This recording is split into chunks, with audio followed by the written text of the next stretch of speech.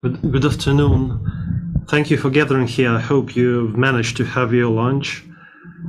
We'll continue to be joined by our colleagues.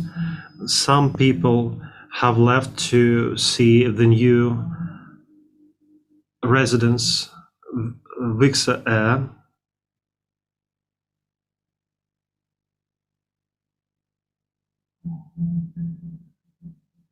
Let's start with the housekeeping matters.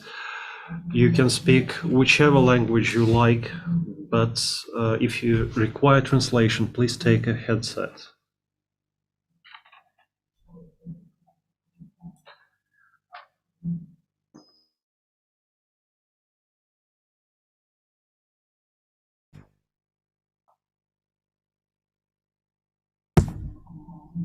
So everyone will have a headset because we'll be talking both in Russian and in English, and everyone should be able to be involved in the discussion.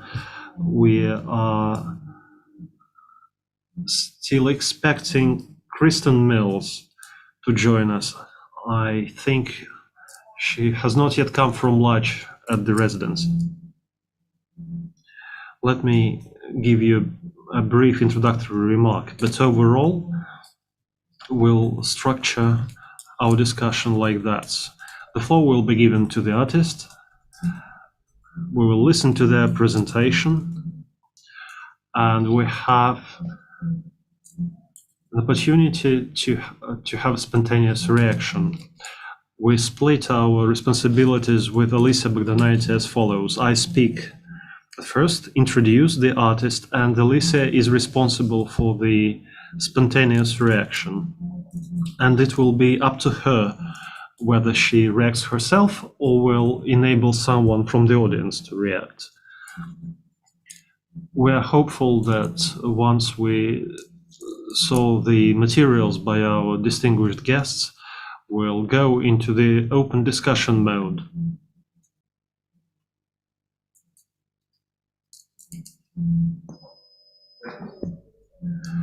This session is called Hospitality as a Theme and Frame for the Artistic Practice. Why is this topic? Why is this session at all in our program? You will have noticed that at 2 p.m. for 2 days in a row, we've had two theoretical sessions. One was held yesterday, which caused a lengthy discussion about the major notions from the world of hospitality and residences. And today, in place of a theoretical session in the program, we have a major talk with the artists. Why is it important? Because as soon as we start talking about the art and hospitality practices, we can find ourselves in any world. It could be about technological management of a museum. We have a museum hospitality masterclass in today's program, because it can be a regular technology of receiving guests.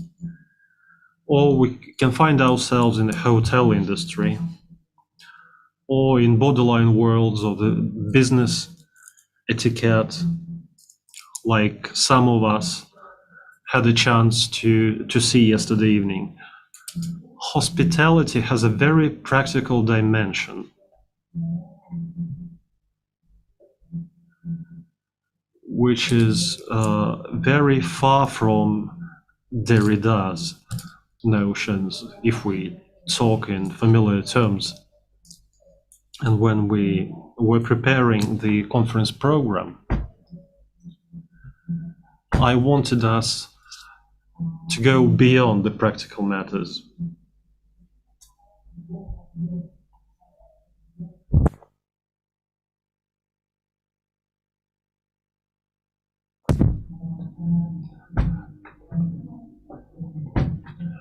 As many speakers would point out, this notion that got into the common discourse back in the ancient times in legal context. We can follow the history very, very close. We could go as far as Old Testament. Obviously, we are somewhat tired of this very full program, so we tried to limit ourselves in terms of the topics, what's happening, and in order to cross those boundaries, artists will be helpful. Why? Because hospitality can be the core of the artistic practice. In art, you can work with topics and themes that we cannot handle during practical professional conferences. These are various matters. Intercultural communication, not in the positive diplomatic tone, but in a more difficult one. Be patient with me, I'll stop talking soon. This can also be a topic of handling challenging themes that we touched upon during the previous session, and also other matters that I can't think of or list at the moment, because it is only through the artistic practice, which is more integral than any theoretical guide that just touches upon one facet of a multifaceted object. So I won't keep you longer. Let me introduce the participants of our today's session. Let me start from afar. Kristen Mills comes first.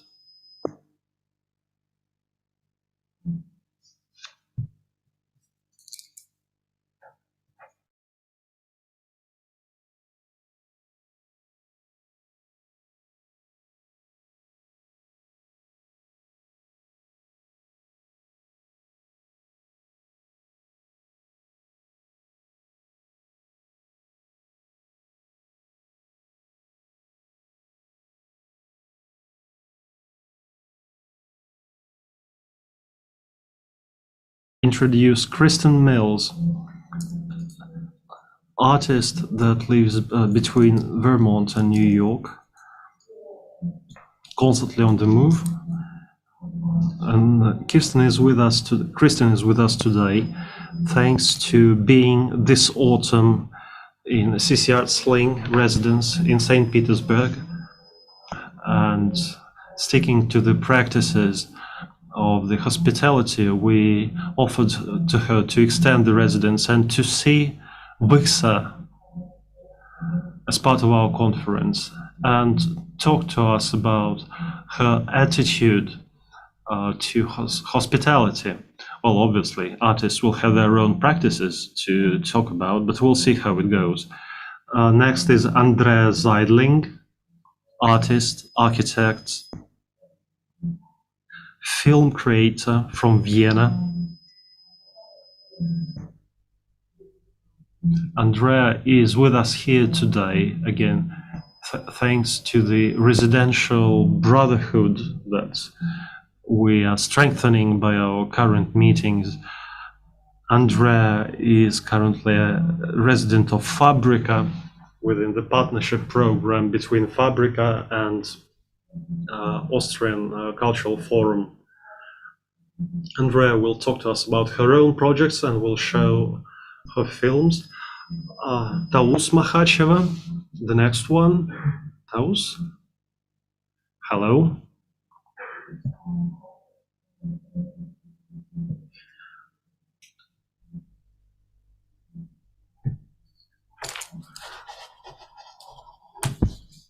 Taus is an artist who is living between Moscow and Dubai.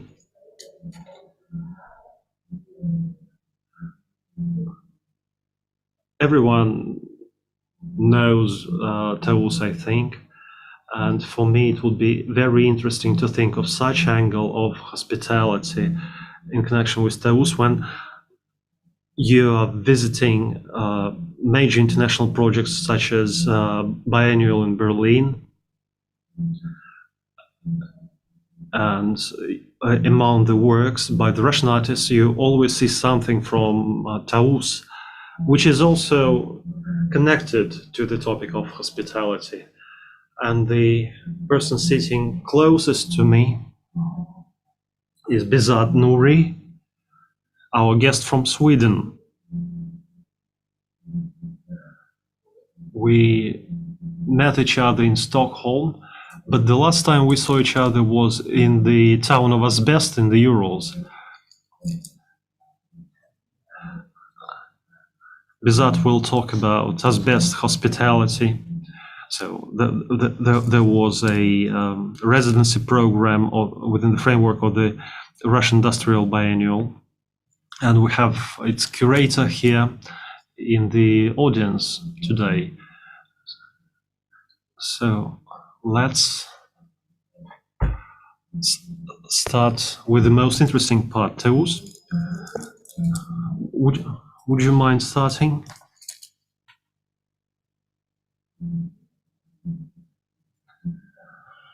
Good afternoon. I'm hopeful that you're not sleepy after lunch. Obviously, all your blood is around your stomach, but we'll try to get it circulated. Thank you for the introduction. Alisa, thank you for the invitation. And I will talk about several things that are of interest to me. I will talk about hospitality and generosity in terms of the artistic methodology. And I will begin by someone else's work, and I will end by someone else's work. Well, overall, there'll be many works by someone else. You see some documentation from the work of Amina Menia entitled Enclosed. I have learned about it by getting into the Delfina Foundation from the curator and excellent artist. What is it about? This work consists in the following. At the order of the French government, there is a monument to the Algerian and French soldiers fallen during the First World War. And the mayor of Algeria offered to one of the French modernists to do something about that monument. He didn't want to demolish the monument, and he decided to put it into a sort of sarcophagus. And, well, probably by way of giving a choice to the next generation. And this is a very indicative work as far as I am concerned. It shows how not to demolish our history, but how you can make fine-tuning around the monument of history. Another thing that happened with this monument, it had a fracture in 2012, and you could see the initial monument inside the new moment, and that's where Amina prepared the documentation on her research of this monument. So I'm interested in this fine-tuning. I'm interested in including works of other artists, the methodology of other artists, and the way they juggle with those methodologies. The most important thing that I believe in my point of reference is that I own all the history of arts, and each artist owns the whole of the history of arts, and whatever we do is the next step in the overall flow. Whatever is done before us is done by us, and it is by this that we can make the next step. And if you make this choice, this free juggling with the methodology and accepting new methodologies, you need to be prepared for this to become a part of you, and you become the basis for someone else's work. I also like very much the concept of the smuggler. which is counterposed to gatekeepers. And one example that I would like to give here, it's my work. Well, I apologize for that. This is what I know best. It's the walking rope, and the best compliment that was ever made to me was done by my mom. Is that what happened when this work was exhibited in the Museum of Anabe and Museum of Mucha? That was their joint acquisition.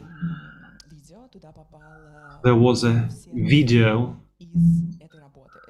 and that video comprised 50 works covering the history of the Dagestani art, copies of the works that the tightrope walker carried.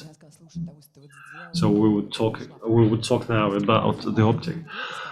And my mom told me that you found a door to that institution, and you brought the whole of the history of the Dagestani art into that. I think that we all stood in front of closed doors to exclusive parties after biennials openings. I think this can expand way more. This can be an artist strategy that can be part of your living through the art. That's just credit to the works I included. Let's go further. I'm also very interested into the concept of slippages.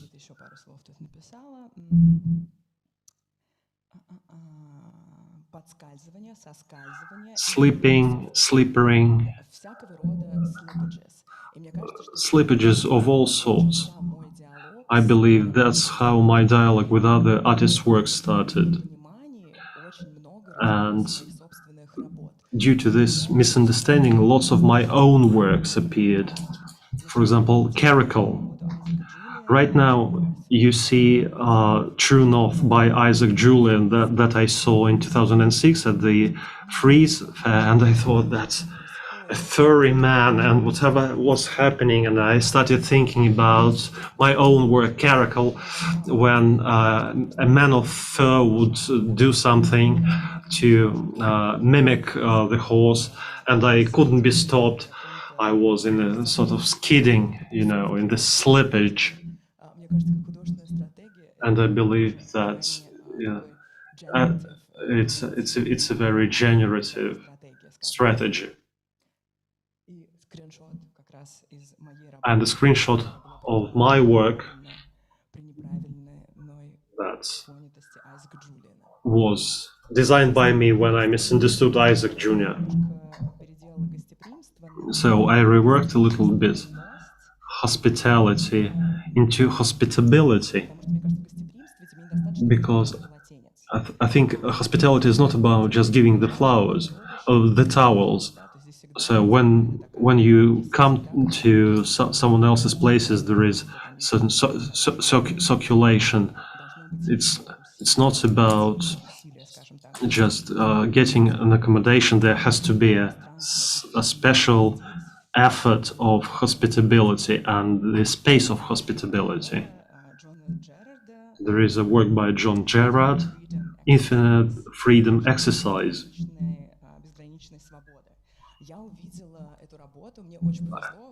I was lucky to see that when I was doing my master's degree. I saw that artist talk, John, and he was talking about his methodology. This happens very rarely, but this is my favorite part. And he said that in order to make this work, he had been working a lot with the documentation of the American troops, their postures, what they're supposed, what kind of postures they need to take after launching a missile, for example. And after listening to his talk, I realized what solution I was missing for my work. called Gamsutl. I met the only inhabitant of that residence, and I tried to realize how I can tell this story so that it wasn't just a simple documentary. I'm not a TV or newsmaker. So, and when I saw the methodology of John, I liked his choice, the analysis of the choreography that could be used in this work. So, and what have we got here? We have certain choreography based on painting. Roubo, when the performer replicates postures of the Russian Empire army and their enemy. So there is a choreography reenactment that is translating certain historical knowledge. And the second part was linked to the dance of the kolkhoz farm brigadier from the book Empire of the Nation, Soviet folk art. And this is another work by a friend of mine, and that is whose works I like a lot, Ahmed Agut. This is called Bakunin's Barricade, which is based on Bakunin's proposal of 1749 when Prussian troops tried to quench the unrest. He offered a solution of making barricades with the national treasures, and I like Agut's work with contracts, not just what he does for the Museum of Vanabe. He often works with contracts as a way to lend something new to the work. So if a museum wants to buy something, he undertakes to give away that barricade to the protesters. And the way I see his work with the contracts, I realize that this is a very good solution for my own work, where we have this marble statue, circular.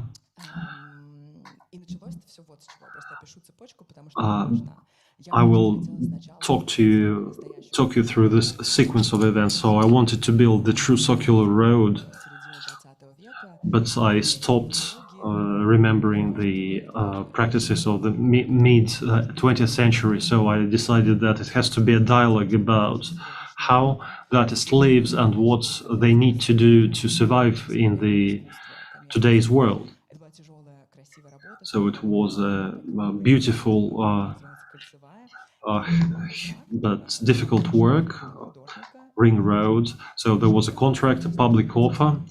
According to the public offer, if you wanted to get this work, you needed to sign the contract and undertake to build a ring road around the mountain with a budget of €1 million. So this was a proposal, like a marriage proposal.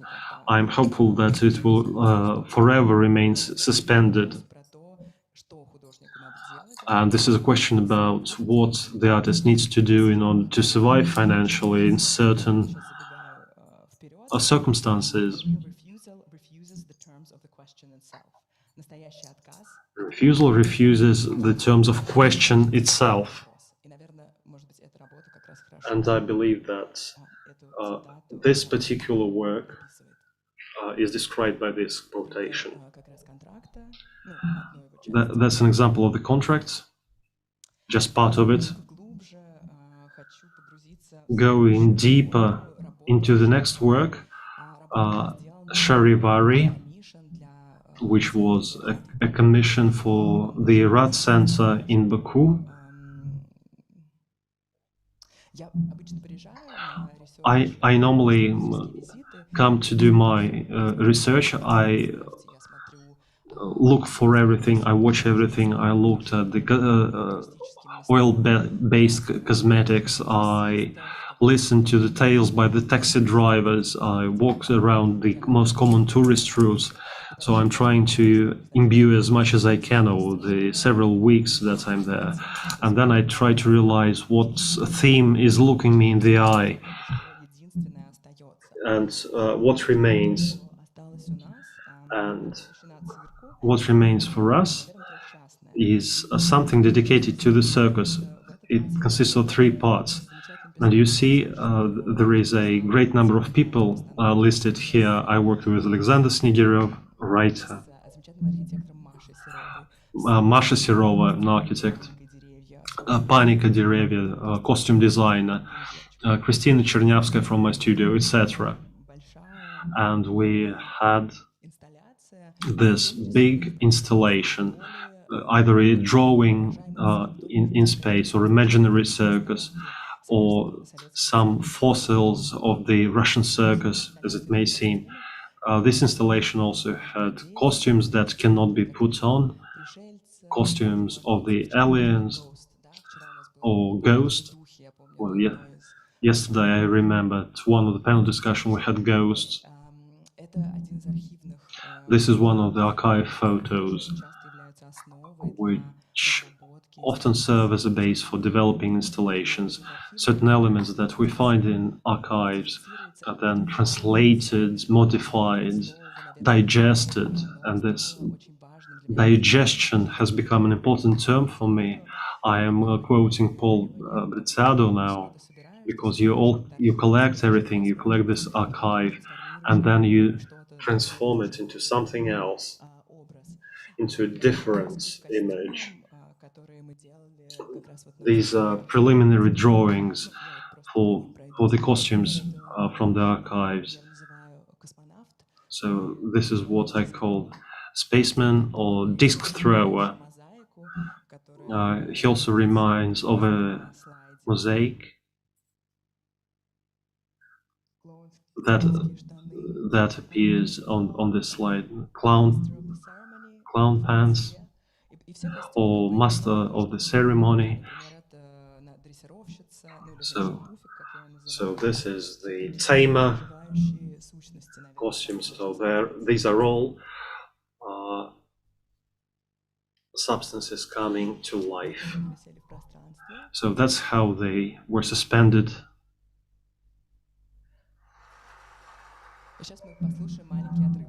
And we'll have a short video now.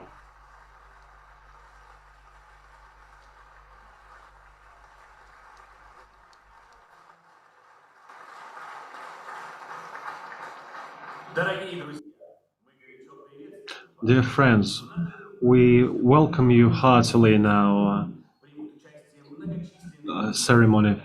We will have various masters of the circus art. They will all be wearing costumes and accompanied by trained animals. You will become witnesses to going beyond human limits and physical notions, and you will listen to interesting dialogues between humans and animals. First, you will see a number of bike riders. Then we will have plastic line tamers approaching the emperor's seats. They will present the flowers. Then we will have inflatable elephants with poodles on top of them, with giraffe on top of them. Once they leave it, we'll have inflatable flamingos half full of cognac. This will be greatly welcomed by the audience. We'll have a group of fanfare and harp players.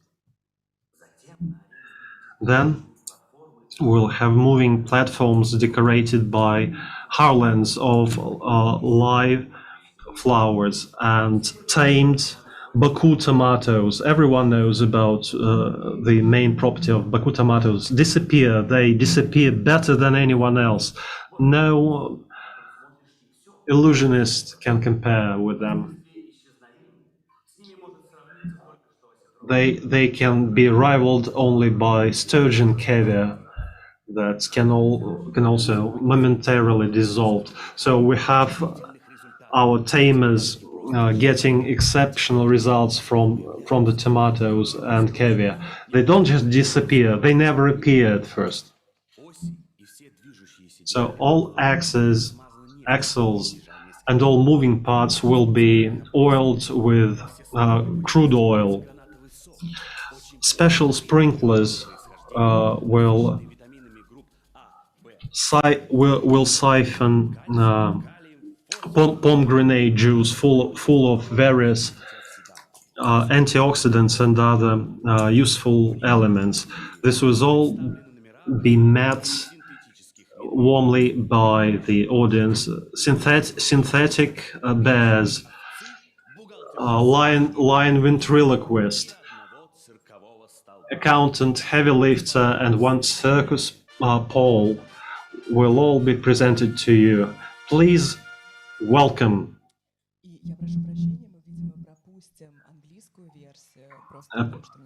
Apologies, so I think I have only 4 minutes. We'll skip the English version, but now we'll watch a very short video. Now it's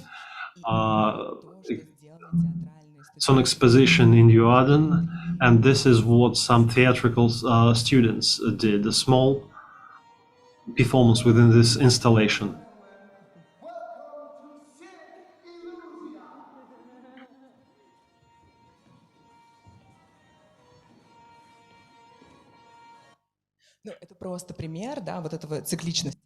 This is just an example of the cyclicity when you accept and juggle methodology. When you work within the cross-fertilization paradigm. So the next work called Mining Serendipity. I believe that today my practice is about methodological experiments. I'd like to try as many methodologies as possible. Then I would like to bring them together, cue them, and collect the residue that can work for other artistic practices.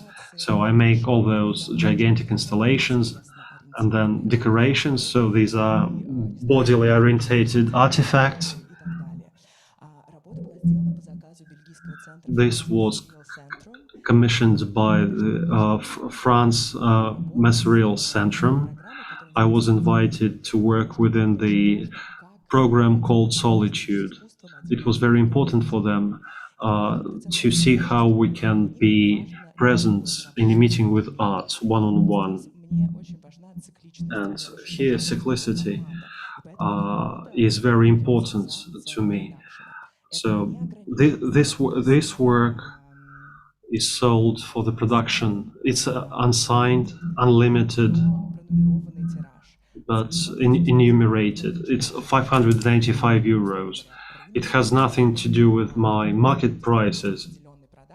It's just a production that includes my fee. This is based on my sense of time, because I lacked the instruments for interaction.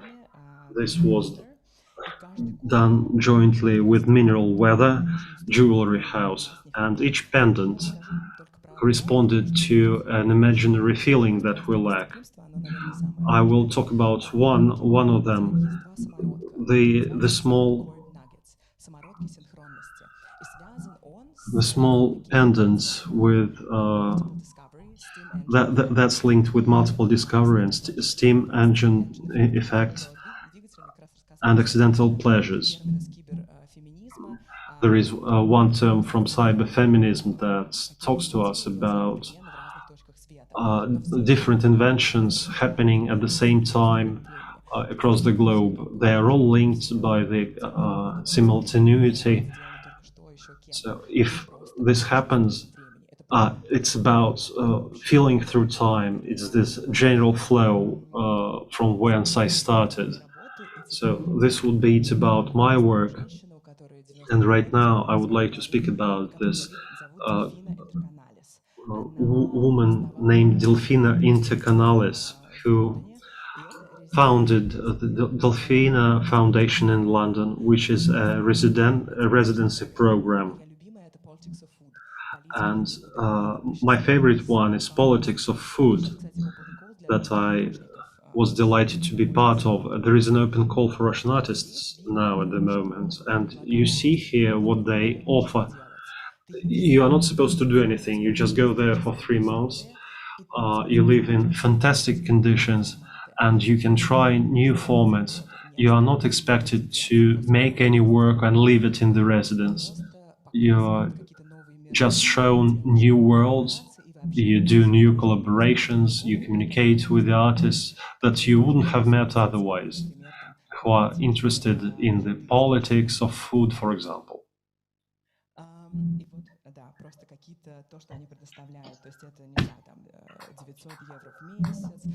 They also offer 900 euros per month, board and lodging. So one important thing is that this is a space where you can fail something, space to fail. And it's important because you can conduct your research there. You can go to the library. You will have lunches and dinners where you can meet other curators. So this is a time where you can collect things, and then you go away to digest them. And digesting those things can change your practice altogether. So there is a single bed when you come, an important limitation. We talked about limitless hospitality or limited hospitality. A couple more words probably. So that's where I tried my first performative dinner, and my practice has changed significantly. I started including food. There were several time stages during that dinner. First, Dagestani food of the beginning of the century was served. It was gazing at the Highlanders, gazing from the Highlands. The second course was mashed potatoes with caviar that I smuggled into London.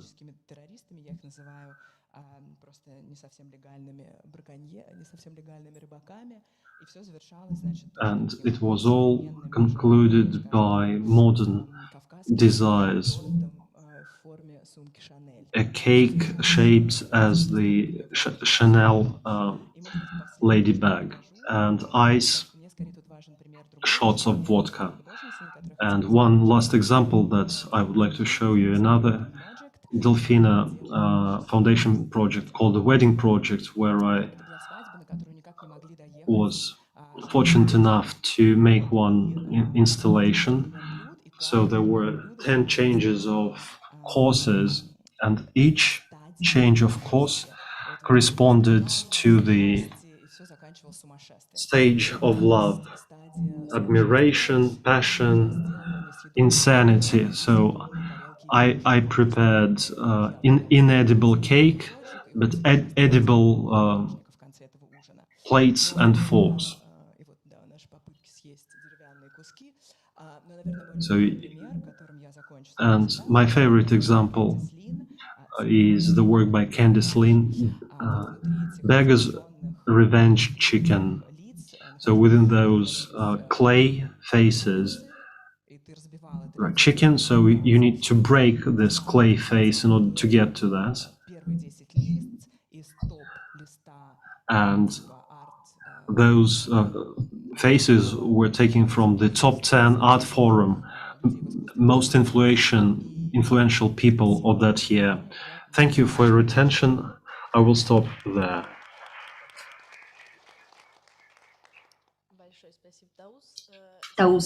Thank you.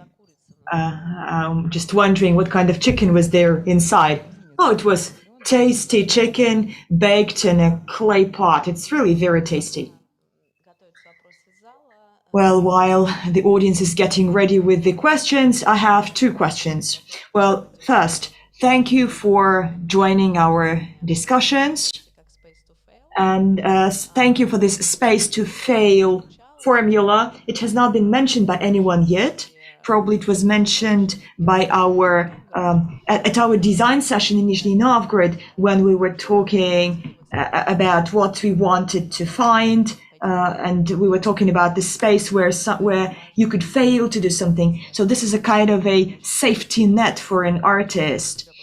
Well, we often may face some failures. This is normal. Still, coming back to my question, do you need this space to fail?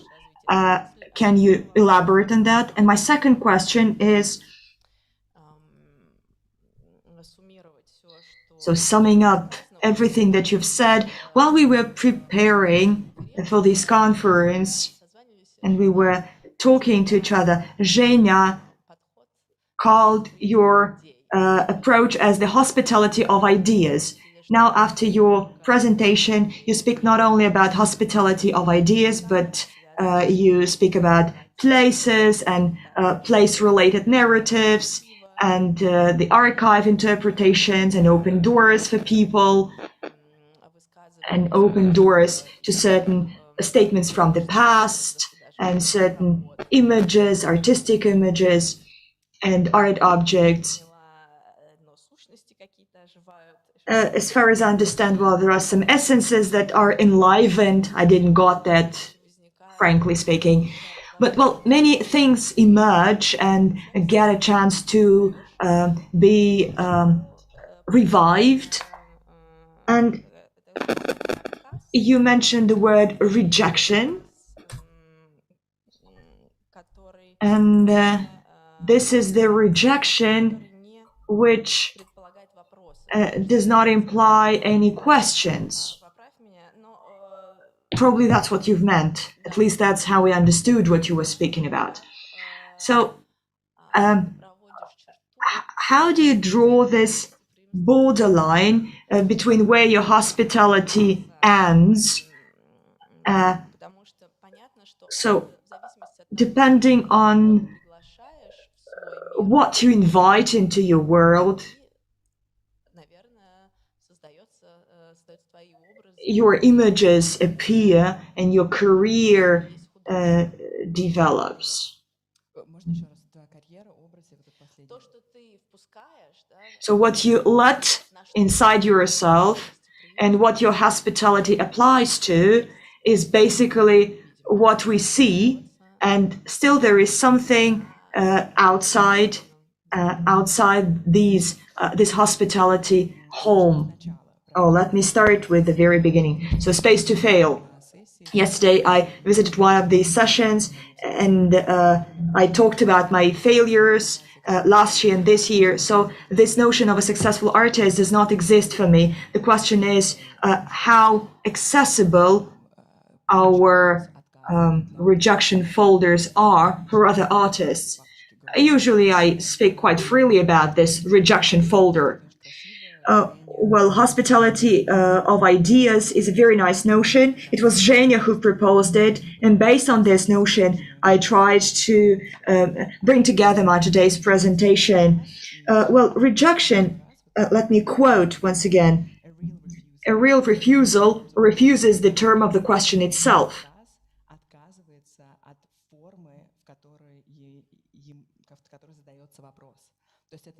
So this is not a refusal or a rejection.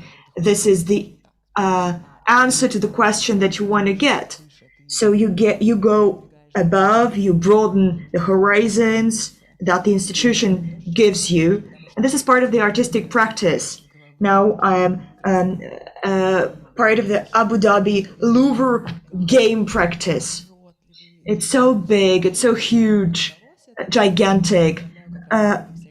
Mining serendipity is something that I'm exhibiting there, and we finally agreed with the museum that this piece of art can be touched and it can be dressed and redressed, and those who want to take this art with them will not be arrested. So I think that my practice is to push away the institutional walls. So this is part of my work.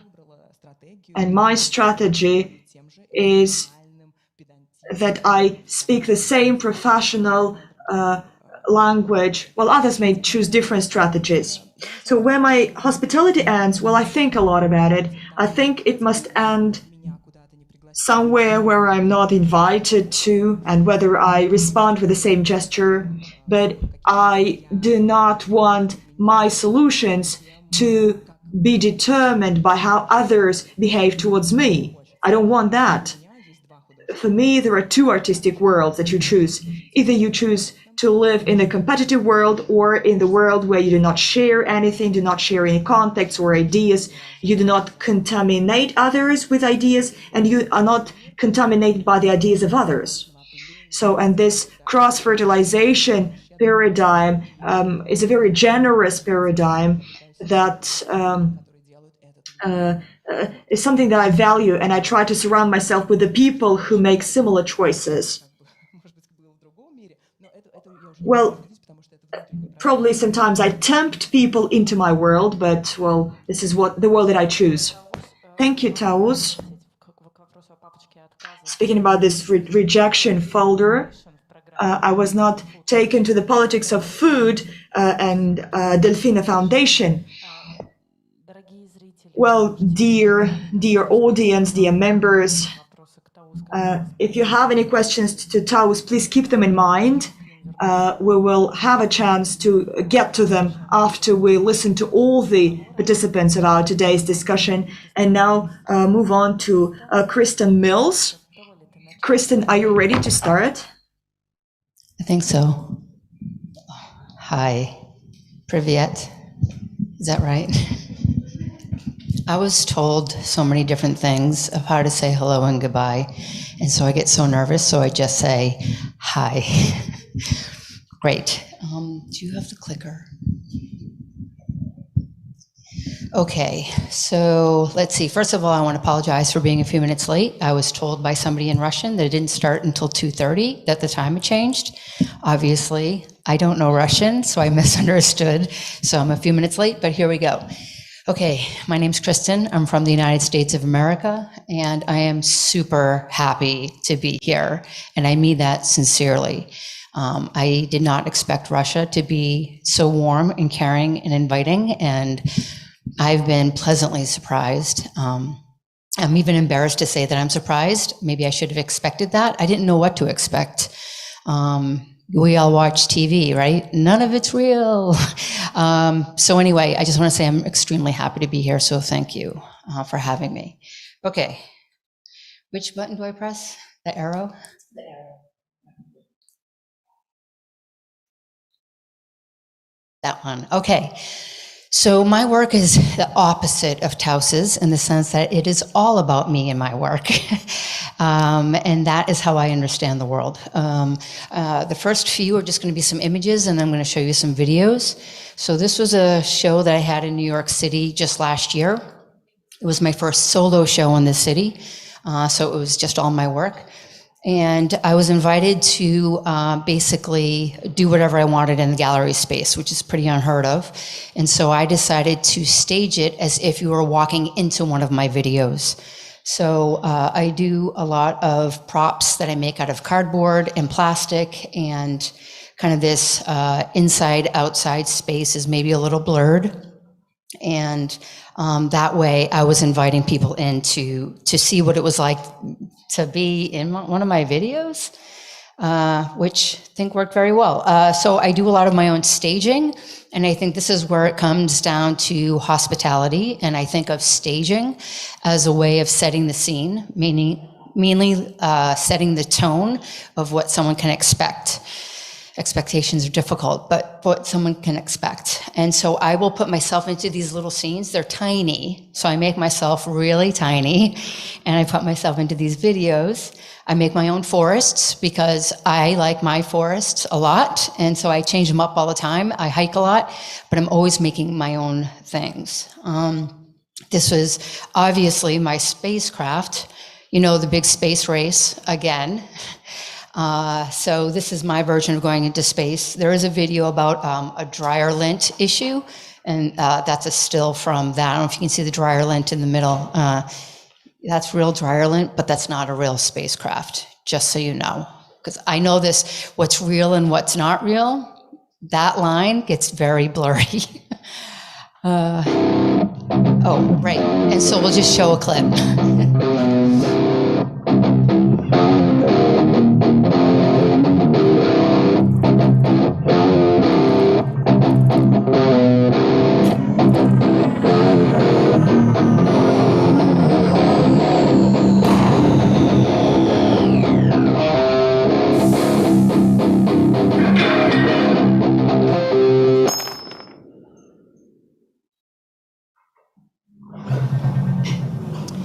All the gadgets are doing their thing. There's just They're one all, of me. you know, You'll figure it out. gadgety. I make more of me. Oh yeah, come on in. Yeah, just grab a seat. She's the other co-pilot. I told you about her.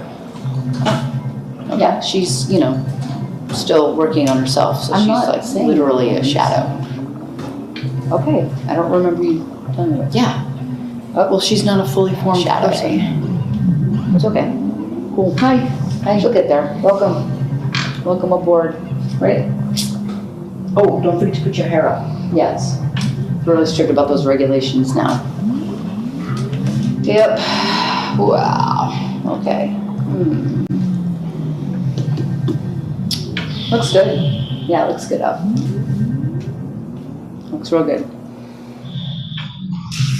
Yeah. Who the heck is that? Yeah, and that's our renter. How do you not remember these things? Yeah. No, she's definitely did not tell. She's just, you know, renting out the back room. You know, we had an Airbnb that thing. You definitely did not tell me. Well, no, it makes sense. Well, you obviously aren't reading your emails. You definitely didn't tell me. So no, I read my emails. Well, not all of them, but. Well, that's cool. No, I get it. I just thought we were going to use that room for something else. But okay, she knew. Just let me know when it's available. She's just a shadow. Thank you.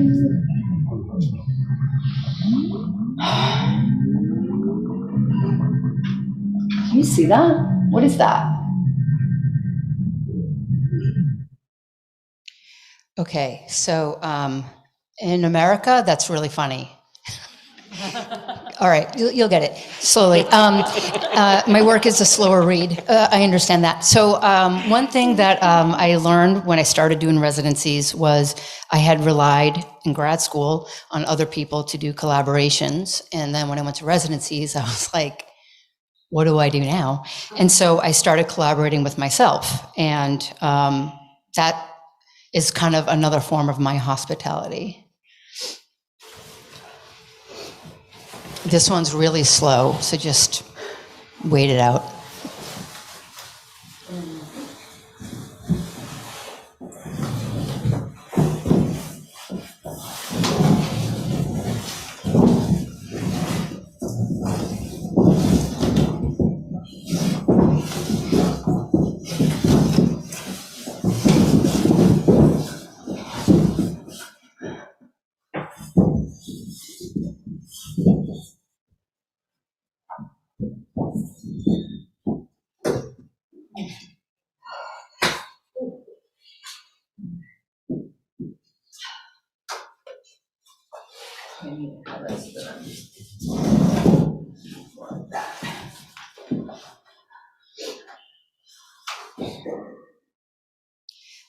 There's so many of these. I'm just going to play a couple of them. It's also a little glitchy. I mean, it already, I edit in a way where they're fast edits, so the cuts are quick, but I don't know, it just looks funny. Maybe it's just me.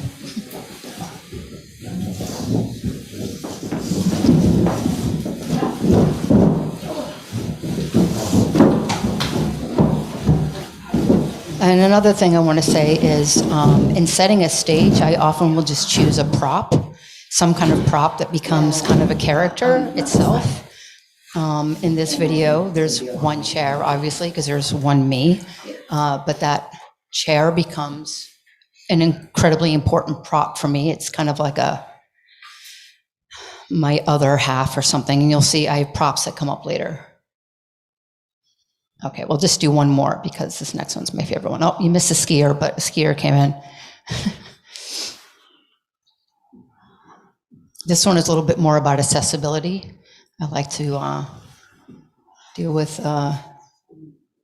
like the shadow person, like people are different. But this one is definitely more about that.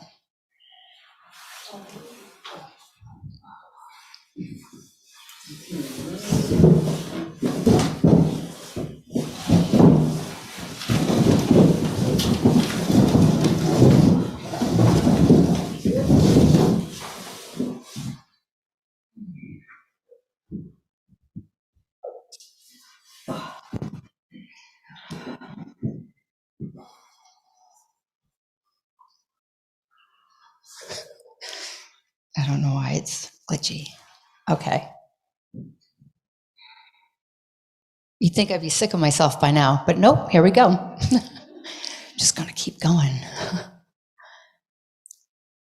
I'm so excited to talk about Earth Day all year. This is about hospitality and animals. Tupperware. Just wait. I use foods that come in their own packaging as packaging for other foods. That's been actually pretty exhausting, but wonderful. I make my own clothing for the most part, A lot of the clothing I make out of paper and cardboard and recycled goods. Not just hats, but shirts, pants, scarves, what have you. Reduce, reuse, just reuse. I like to reuse everything. I didn't entirely get away from plastics, but by growing fake plants, I save on gallons and gallons and gallons of water throughout the year. Getting rid of plastics, except for plants, making my own clothes, making my own furniture. I think the biggest one, though, that I really care about, taking care of our animals. And I'm not talking about our domesticated animals like our pets. That's an easy one. I'm talking about all animals, wild animals, saving animals. I kind of like to see them as roommates, in a sense. We're coexisting. I try to think of it as what are the kinds of things I like to do with my roommates.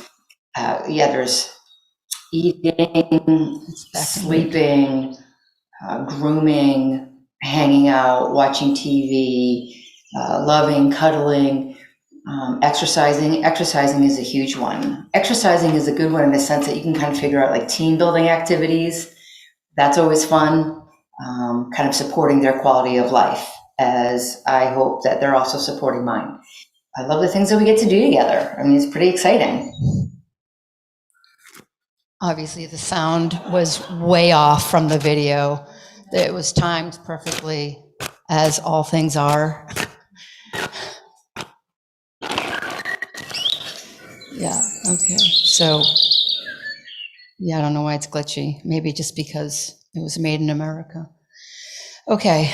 Some of these didn't make the cut because I felt like maybe it was more like the animal was being more hospitable than I was. Like I was in their space versus sharing the space. This one for sure. I feel like maybe this one's wrong, Definitely I got consent, but I don't know. This one's she calls me Joey. Get it? Okay. Okay, so the other prop I have is, I came to St. Petersburg. Now, we've already discovered that I don't speak Russian. So I get to St. Petersburg. It's my first time in Russia. This is about 5 weeks ago now. I'm super excited, except the residency I was in, it was just me and nobody else, which is exciting. I love living in a city, in an apartment by myself. Except when I walked outside, I realized I understand nothing. And it's really overwhelming. If you've not been in that position before, I suggest trying it. It really does make you scared and it make you grow and make you figure things out and point at a lot of things. But so anyway, the first thing I did, also St. Petersburg went into lockdown, as I think everything did, my second week there. So I also didn't know where I could go and what I could do. So I decided to buy this scooter because I don't know, I'm 18. I'm not, obviously, but I felt like it. So I decided that I would test out, it's getting stuck, riding a scooter to get around, but also to figure out the city. And because I like to use a prop to rely on, I figured this would be my prop. And so my warm-ups were, how good can I get at riding a scooter around St. Petersburg? This is right behind the Hermitage. I don't know if you know that street.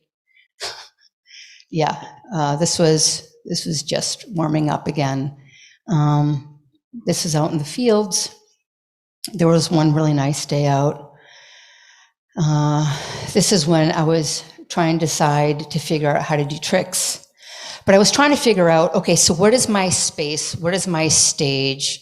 How do I create that situation where I belong? And I know that was brought up in a talk yesterday where residencies create situations for belonging. And I've discovered that, well, if no one's going to create that for me, I need to create that for myself. And so I decided, no, ignore that one. So I decided, I will use what's right in front of me as my staging, and dealing with this kind of opulent, this grand, it's awe-striking to be in these environments. The Hermitage, the State Russian Museum, St. Michael's Castle, the Marble Palace. It's sad when those things start to become disappointing. Does that already happen to you? Where you're like, been there, done that? Well, I'm not there yet. I can imagine that happens. But so I decided to collapse my work with history, with what's happening very contemporarily in the video and the art world. I also noticed that my work became quiet, as I did, because I don't speak the language. So I became quiet, but maybe my videos became less quiet. So visually, they, I think, say a lot. This one's called My Royal We. I don't come from royalty in any way. I don't know if any of you do. Imagine if you do, you're not part of art residencies, but amazing if you are. But this is my nod to royalty and my take on different positions of that. Some of these frames I just couldn't get over. And then this was my epic scene. I felt like there's always like history painting that needs to be addressed. My MFA is in painting. I have an MFA in painting. But while in grad school, I stopped and just started making videos. So my schooling is based on painting and is based on murals. And so the movements are slower. How you doing? We're good. Oh, I'm almost done, actually. This is great.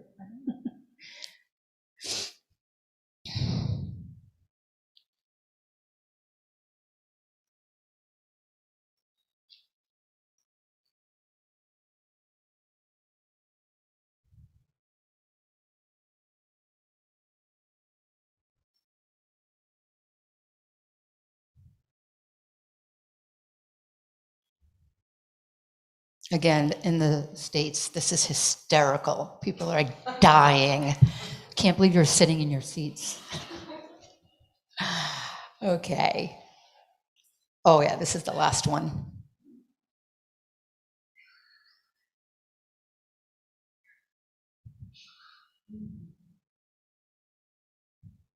This is expected though, right? I mean, of course, I'm gonna get out. Oh, look, I'm wearing the same outfit.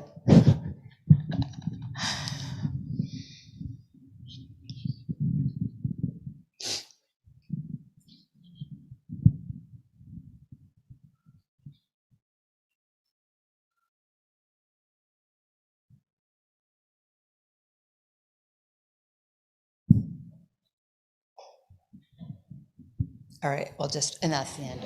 There's a whole one of me flying around space. That one's super believable, so I'm just not gonna play that one. Okay, thank you very, very much. Spasibo.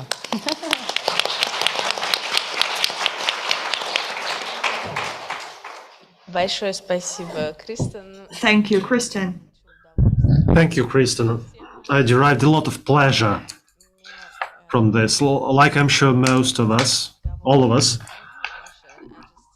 I don't have a question.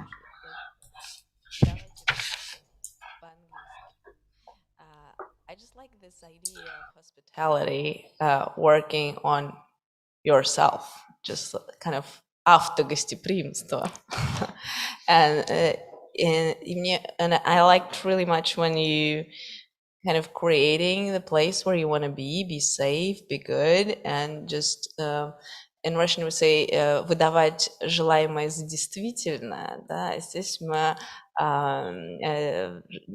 это и делаем, и это становится частью пространства, в котором мы все оказались. And this becomes part of the space where we find ourselves in. It was great to see Saint Petersburg that didn't look like Saint Petersburg at the beginning. Has anyone from the audience practical questions to Kristen before we switch to the discussion overall?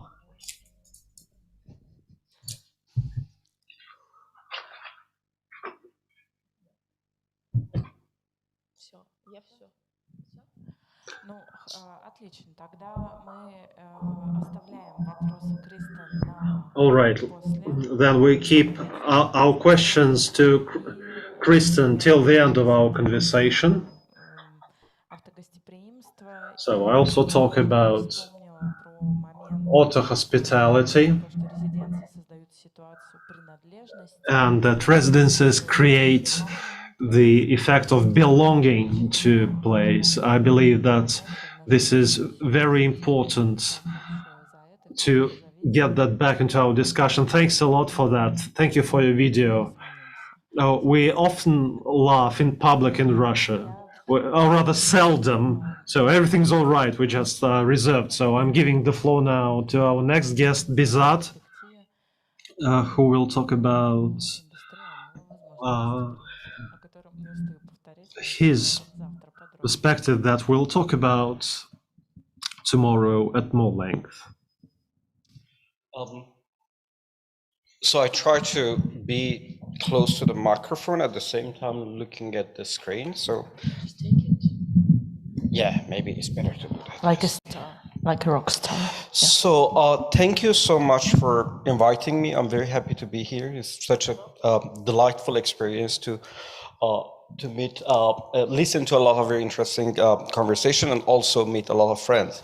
My talk is about one project, and that project is called A Monument to an Unknown Citizen. So I'm trying actually to, not theoretically talking about the notion of hospitality, because I'm not sure that, just the hospitality is a term that I could actually apply into my practice, but somehow I could actually claim that I'm taking care of something. And if we define hospitality as a form of taking care, maybe there is some sort of relationship between the way that I'm looking at the history and art practice and this specific project that I'm going to talk about. Just that one, right?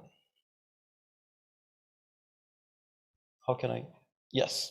So I start the story of that project with that slide and the title of Confused Missile. I'm from Iran. I grown up in Tehran, very much in the center of Tehran, and during the war between Iran and Iraq. So Iraq managed actually to attack Tehran. However, it was very much far from the border. First with 3 Soviet airplanes. So these 3 that you could see, Tu-16, Tu-22, and then MiG-25. And it wasn't really successful.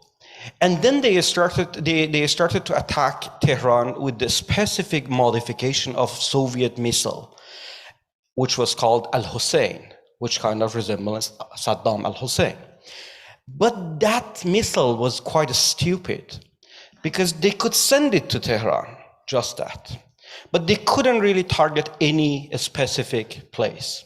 So for almost a year, they were sending missile every day, 1, 2, 3.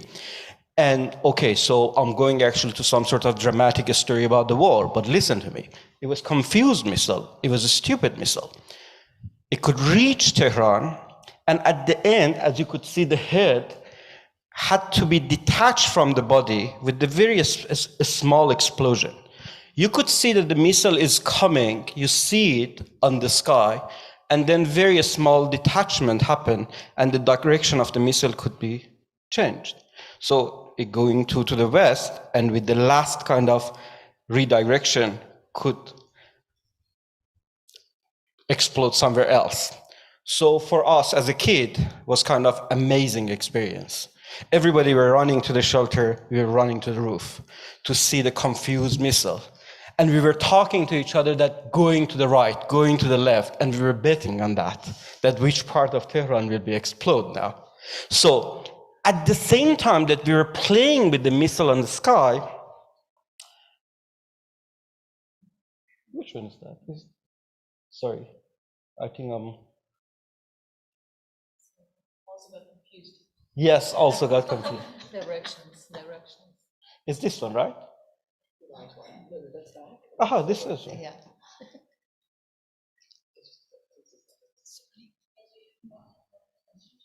Where is the computer? Where did you direct it? I don't know, I was pointing like... Ah, okay then. So, okay, yes, comes. The second memory is the quite amazing animation, and it was black and white. So it was animation, was called Professor Balthazar.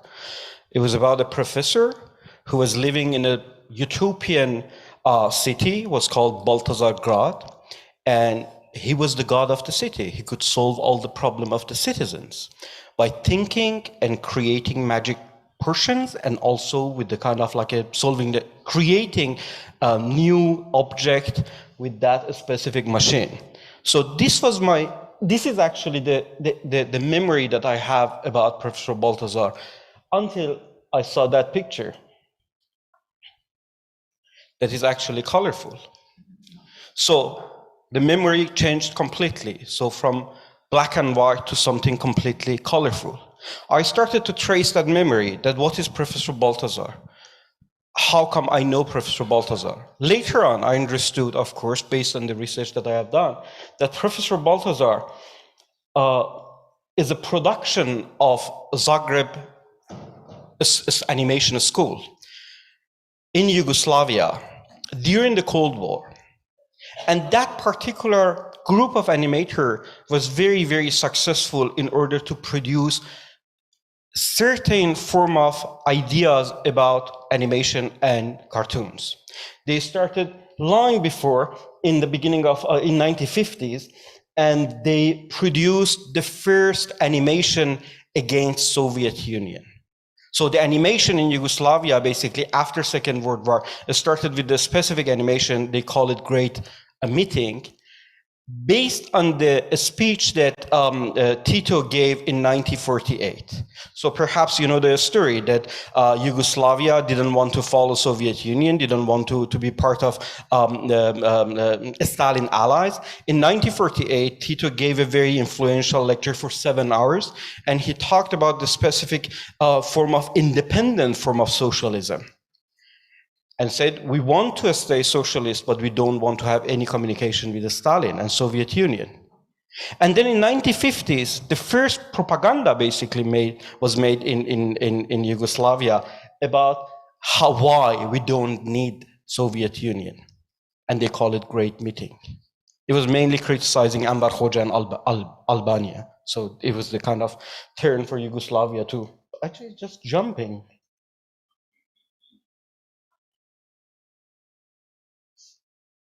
Sorry, it's very confusing.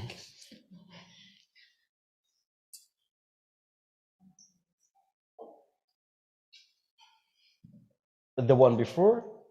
No, it's just kind of going by itself. Well, no target, you see. Yeah.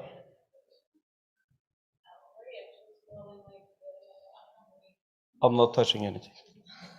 Because you did several times before, I know it's... Oh, okay, so, okay, let's go back then. So just we change it from there. So if we could go back to, no, one, yes. So one of the episode of that Professor Balthazar, which was started a series, the only series of animation for kids, it started in 1967. Was about a citizen in the Balthazar Grad, who was called Martin, and nobody could notice Martin. Martin was trying to communicate with the citizen of Balthazar Grad, but unfortunately nobody could even see Martin. So Martin was miserable, went to Professor Balthazar, the only character in the city who could solve the problem, and Professor Balthazar told him that, okay, leave the town and write the book, which was blank pages. Professor gave it to him, and the book was hopefully the story of Martin's success. Martin was very happy, left the city, and the day after, all the citizens in Balthazar Grad started to miss something, but nobody could understand what they are missing. And then they understood that, oh, we are missing Martin. So they couldn't find Martin. Municipality of Balthazar Grad decided to erect a monument dedicated to the Martin, but nobody remembered Martin. So they just erected a podium dedicated to a monument to the unknown citizen. So next slide, please. So this is the podium. So all the story started with that idea, that how I, as an Iranian, grown up with Professor Balthazar during the Cold War, when Iran was sort of taking similar political position like Yugoslavia, that we are in between West and East. We don't want to have any collaboration, communication with capitalist West, United States, neither communist Soviet Union, we are in between. And of course, Yugoslavia in that period of time defined itself clearly as a country who was a founding father of non-aligned movement. And Iran joined non-aligned movement in 1979. So in that case, there was some sort of notion of in-betweenness between the different blocks during the Cold War. So this was a story that I was working on that. Based on that idea, I made films and historicizing that story that I already told you, looking at the cultural production of Yugoslavia, a monument and animation, so on and so forth.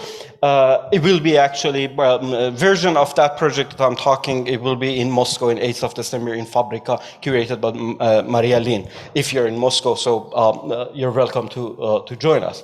And next slide, please.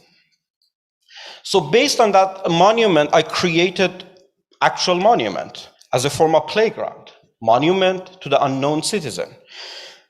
There were several exhibitions with that monument and the films and all the archival material that it was included in the exhibition. But at the end of the day, the last exhibition took place in Zagreb in Hadelu.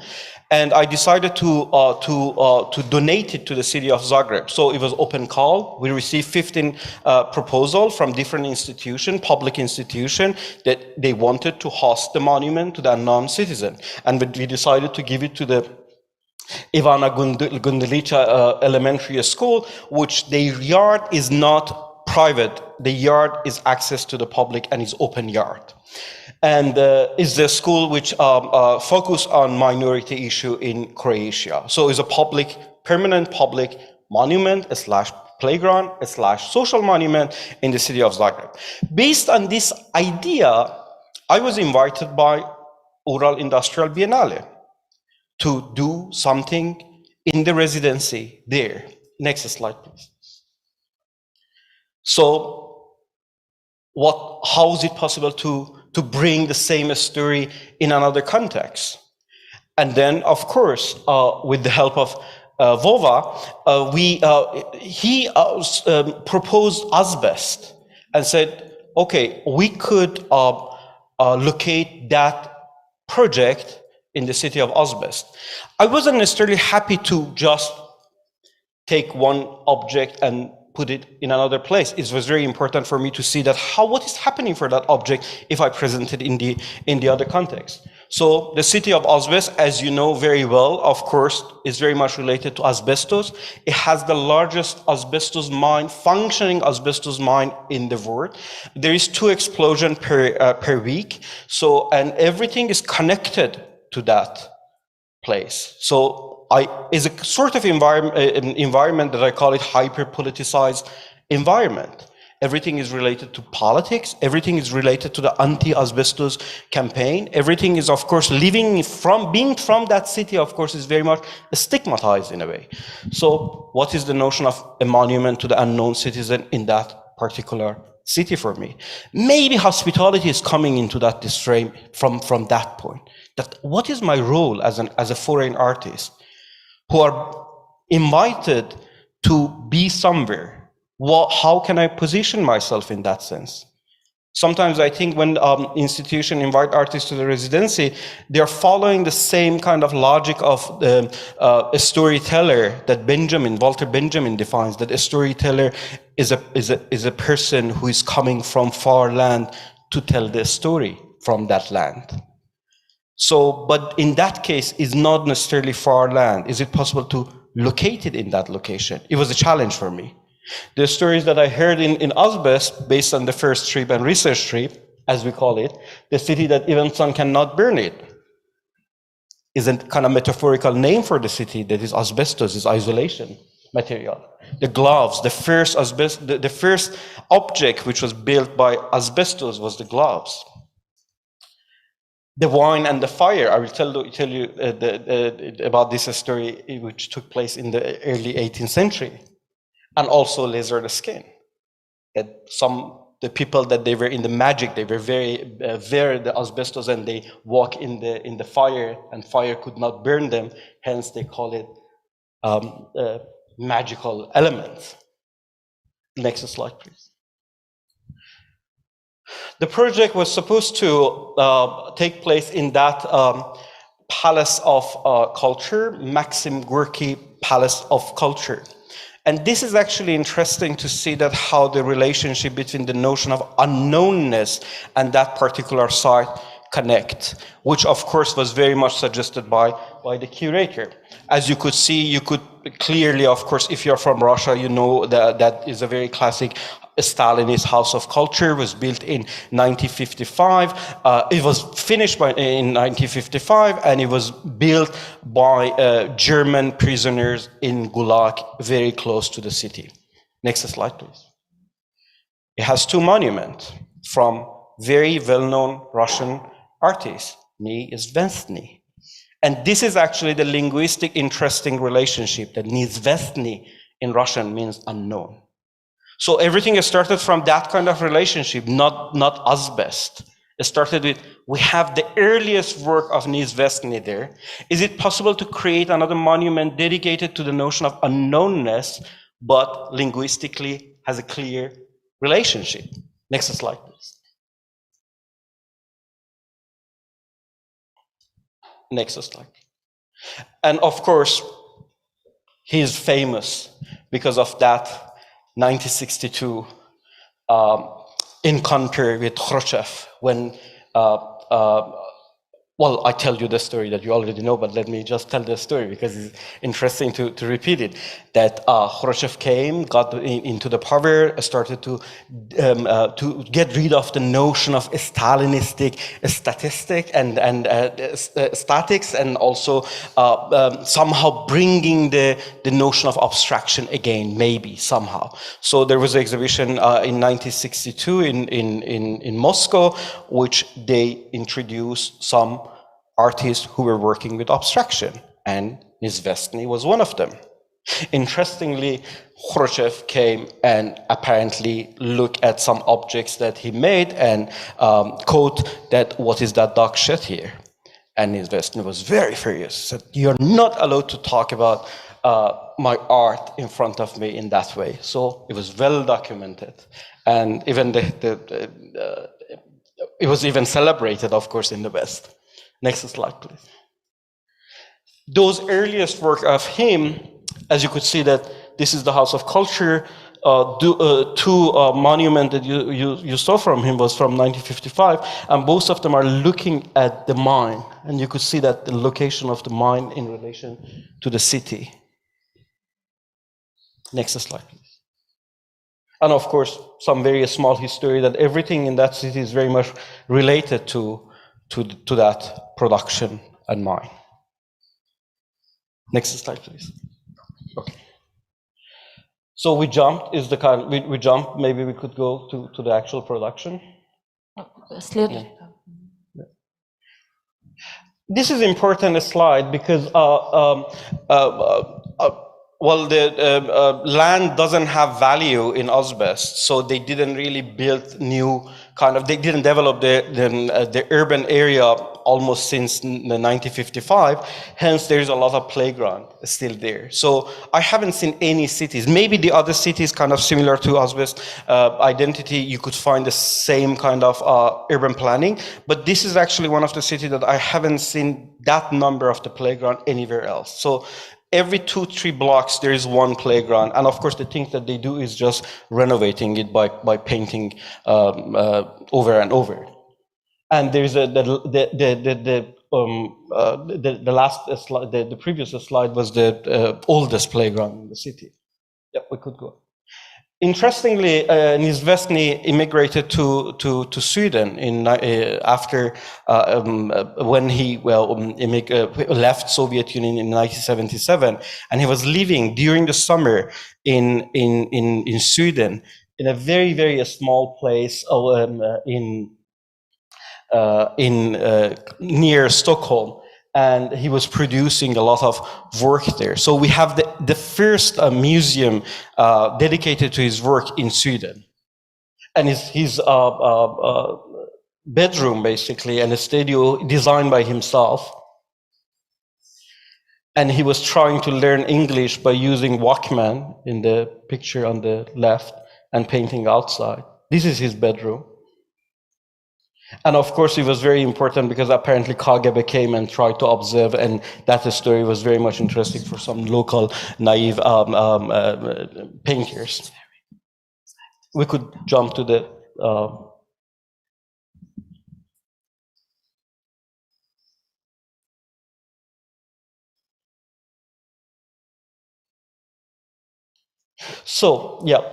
So based on that idea that I got from the residency, I was very much interested in the works of Moise Ginsburg and the notion of playfulness that he was talking about it, one of the earliest constructivists. And I visited F Unit in Yekaterinburg, and I knew the project before I even quoted him in my book, but it was fascinating to see the work in real. And I created kind of a mixture or combination between two different artist elements in relation to the local history. So the work of Nizvestny and also the early constructivist structure. A second monument dedicated to unknown citizen,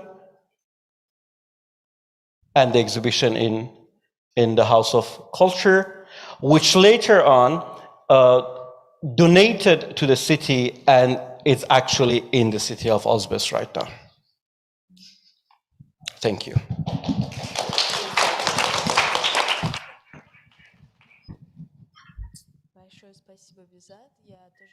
Oh, thank you. I would like to make a short comment, and Zhenya will ask a question because she visited your exhibition in Yekaterinburg, and I will only have a chance to see it next week. So my question, or my comment, better say.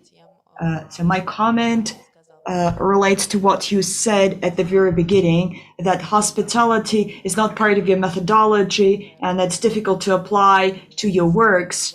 But we'd better use the term care. So care is the right dimension for our conference, because our meetings today and the art residences in Russia and the development of art residences relate to the fact that we need, we have this request to look at our past, So sometimes it seems that we cannot change anything in the past, but depending on how we look at our past, what we see, how we develop certain things, certain ideas that are being constructed based on the reality, the surrounding reality, the present that is being set up by the artist and considers this reality to be real indeed. So based on that, we start finding other interpretations to what happened in the past or some time ago. So art is the territory that gives us certain freedom, unlike, the way we are used to seeing the space around us. And there are no other ways for art to speak about important things. This is very important to me in respect of Vladivostok and the preservation of borders. So any new comment, any new interpretation of any moment in the past gets into the area of state policies. Everything related to migration, to understanding why people came there, how did they get there. It becomes a very sensitive and painful issue, and anyone, and mostly an artist, can address this issue in a very poetic and distanced way. Otherwise, it may become a very dangerous area to step into. My question, when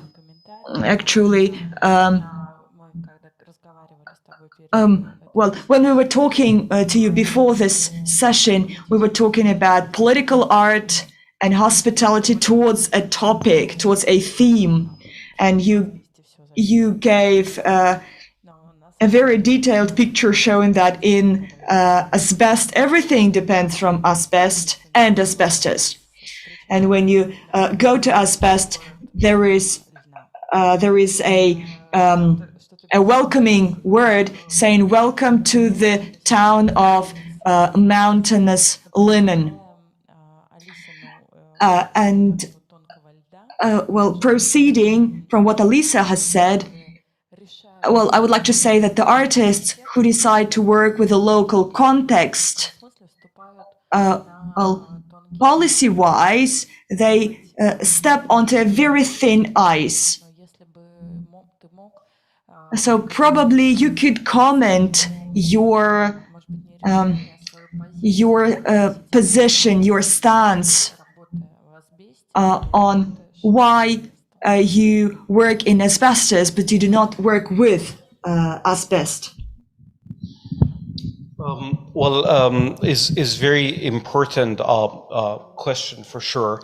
But before that, maybe I reflect upon your comment that, during any residency, especially the residency that I was talking about the notion of, yesterday we talked about it a little bit, the notion of host and guest always is kind of changing. So you're coming as a host, but as a guest, but eventually you're the host, because you are trying actually to create another form of interpretation of the history in relation to transnationalism as the way that I practice. So in that case, at the end of the day, you are the host as artists. So that notion of host and guest always is changing. So they're coming back. There's some sort of dialogue that always is going on, and responsibility changes actually during the course of the residency. And the other things that is very interesting, of course, I define myself as a storyteller. I like to tell a story because I think it's very much the way that we need actually to look at the history is very much through the lens of storytelling.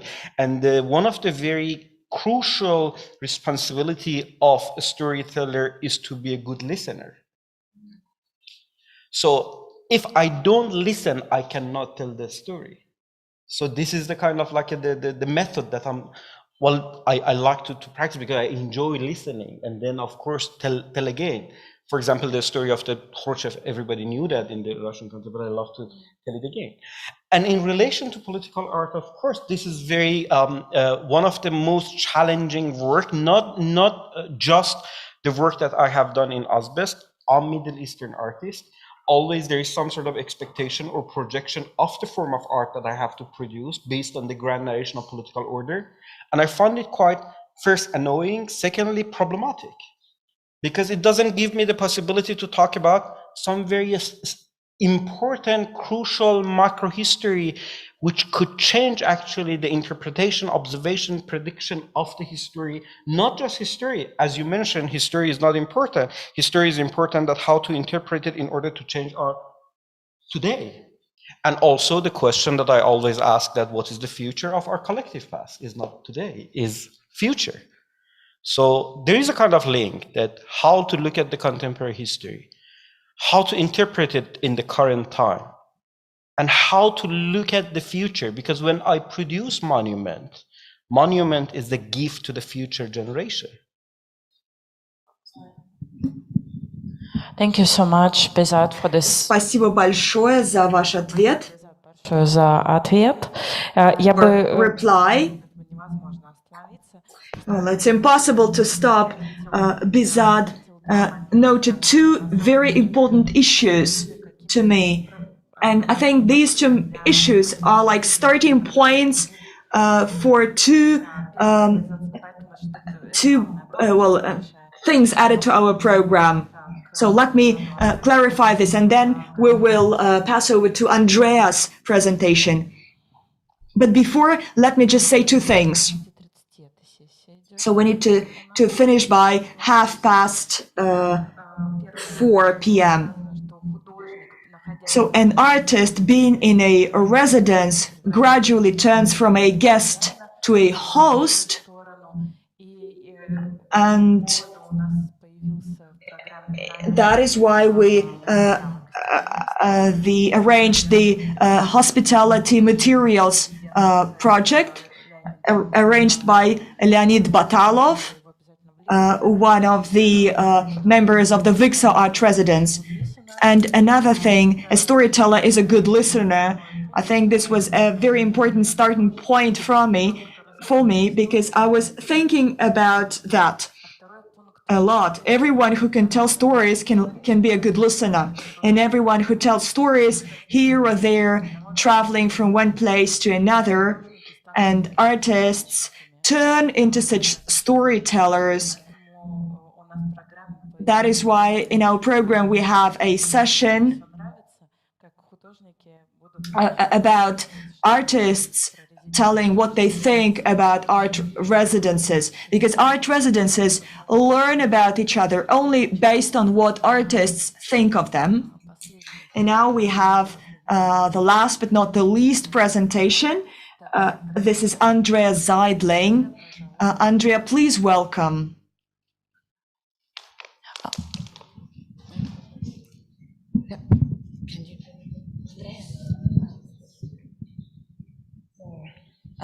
Yes, thank you for the warm welcome, and I'm also very happy to be invited here. And I think I have to stand up to have my presentation, because I really would like to start the discussion with my panel colleagues, because there are, so in a way, I mean, there are a lot of connections, but on the other hand, from the aesthetics, they are not there, but we will see how it works. So maybe I can do that. So I want to try to reflect the topic of the hospitality, which is not my main topic, or haven't been my topic, but when I was invited and I'm asked by Zhenya to think about this question, I found a lot of traces in my work of hospitality that I haven't seen there before. And I wanted to start with this quote. And to be honest, I didn't bring this quote because we are here in Russia. I found this quote already before. I heard it one time in the radio, and I was fascinated. I thought, yes, Dostoevsky is always only telling about strangers coming to a city. But then I heard, I didn't write it here. Then I heard it's not by Dostoevsky, it's by Tolstoy. And then there is this extension of this quote. A person goes on a journey and a stranger comes to a town. And that's also the topic leading me to this question to my own work, being on one hand a guest, and on the other, you are a stranger. It depends only on the point of view if you are a host or a guest. If you are a guest or if you are a stranger. So, by the way, this quote is neither by Dostoevsky, nor by Tolstoy, nor by John Gardner. Someone invented it, and it was then spread over the internet. I tried to find the correct quote, but I love this. It's pointing out so many things. And I love it to be by Dostoevsky. So that's just a few to Vienna, especially in this case. But I first want to turn to a little bit to explain how I'm working. And this picture is also like I'm trained as an architect, but I'm trained at the school. I think my diploma was the first project which had a fundament and which could theoretically be built. But before I was dealing a lot of, I started with films at that time, and I was also working with the in immaterial, with the how you think about space, and that was why I was turning very, very early to digital models in a very, very early time. So I was. But to come back to the point is this picture shows how I'm looking, or what's my aim in filmmaking. I have one hand, in the background you see this real stuff, which is in this case sharp, and then I turn to I have this movement in between, and then there is the reflection on it. So you can say that one thing from the practical thing, you can say that I'm the observer in the public space, or in the space, in the real space. Then I put a layer in between, and then and that's very, very important, the reflection by the spectator, and I will come to that a little bit later. Also, the space in between is very, very important. And let's say the space in between, or this in between, is the imagination.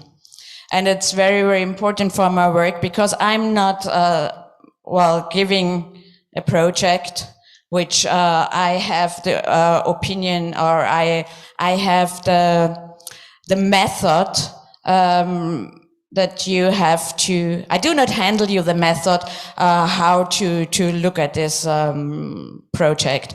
I suggest something. I'm thinking about questions, and it's up to the spectator to create then their own project out of it.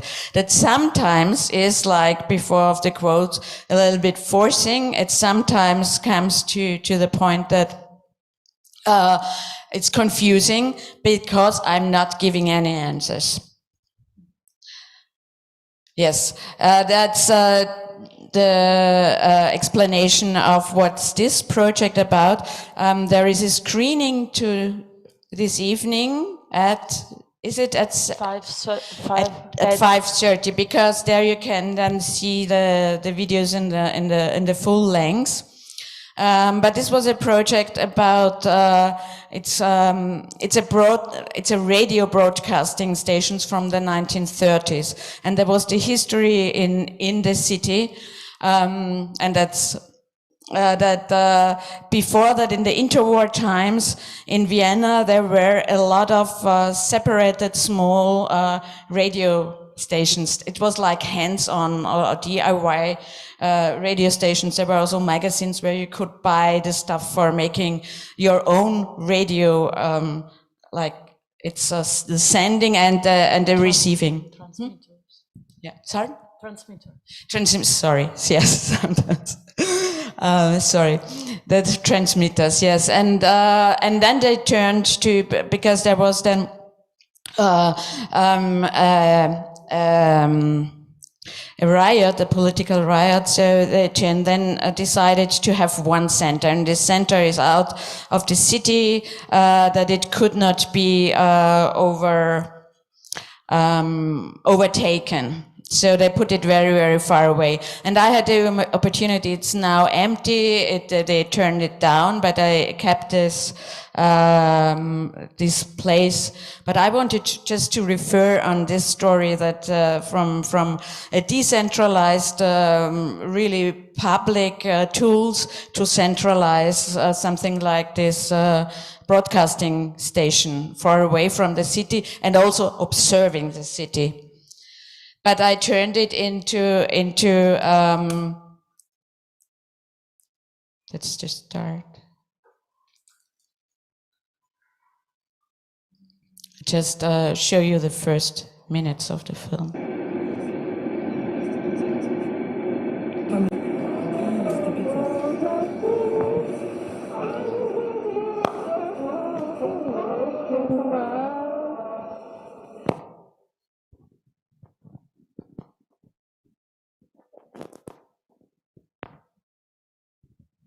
So where can I stop that? Okay, yes. So I was on the side there, and what I didn't mention before that, I'm trained as an architect, but my films work like architecture as well, because I'm working like an architect works with material, brings it into structure, and then creates a space.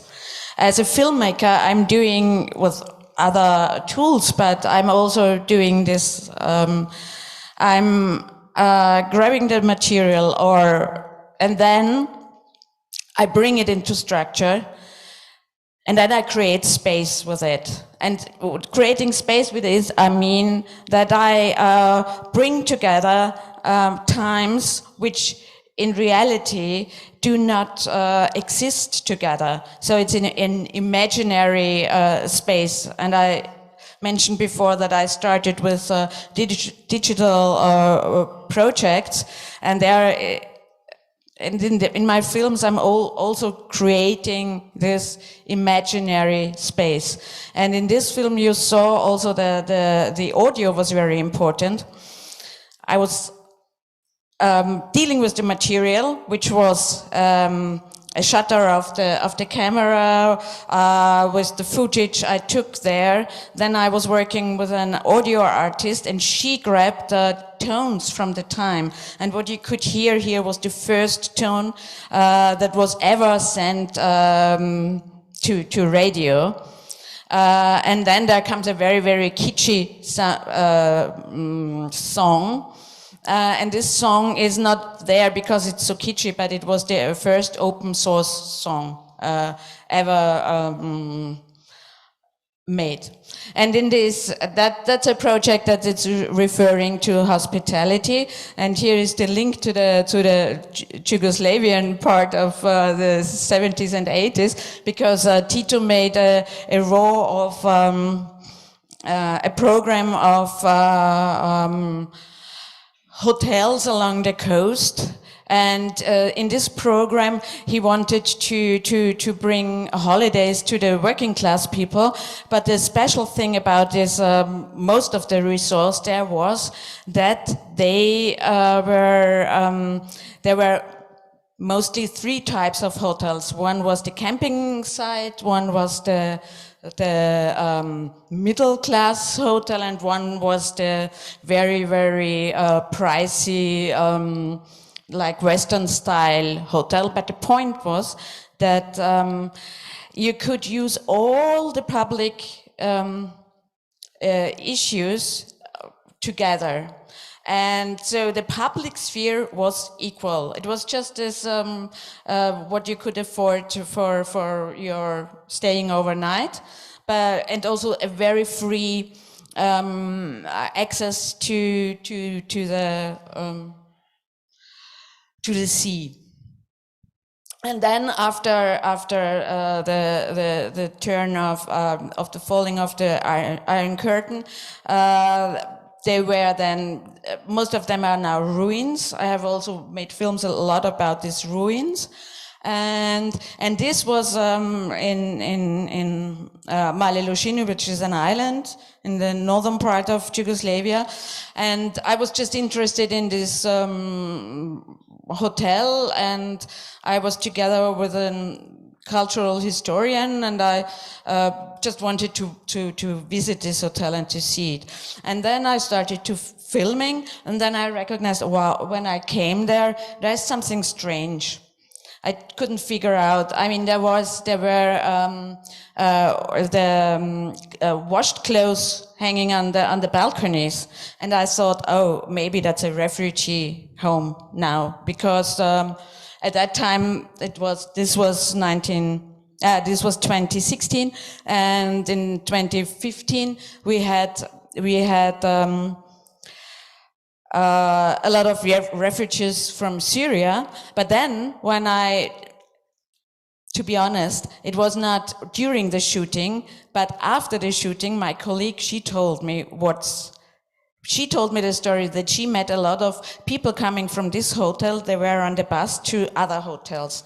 And then we recognized here do live the workers who work in the other now turned to 5-star hotels of the surrounding.